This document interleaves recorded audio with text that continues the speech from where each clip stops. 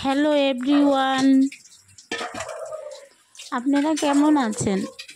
আশা করি আমার বন্ধুরা সবাই ভালো আছে। তো আপনাদের জন্য আরেকটা আমি ভিডিও নিয়ে চলে আসলাম। তো এই যে আমি ডিম সিদ্ধ দিয়েছি। ডিম সিদ্ধটা হয়ে গেলে ডিমটা আমি ছুলে নিব।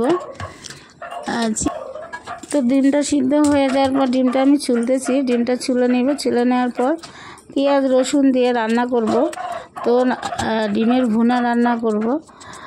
কয়েকদিন ধরেই আমার ছেলে বলছে যে হাঁসের ডিম ব্যাঙ্গালোরে পাওয়া যায় না, তো হাঁসের ডিম পেয়েছে, অনেক খুশি। তো ব্যাঙ্গালোরে তো হাঁসের ডিম পাওয়া যায় না, তো হাঁসের ডিম পেয়েছে।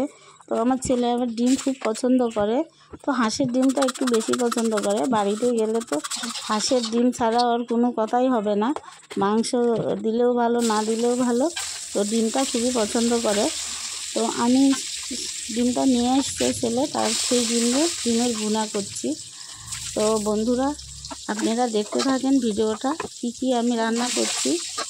তো আপনারা ভিডিওটা দেখে যদি আপনাদের ভালো লেগে থাকে, ভালো যদি লাগে, আপনারা আশা করতে তো পারি একটা কমেন্ট, একটা লাইক, তো শেয়ার তো আপনারা করবেন না জানি, তো তারপরেও যদি সম্ভব হয় একটু শেয়ার করে দেবেন।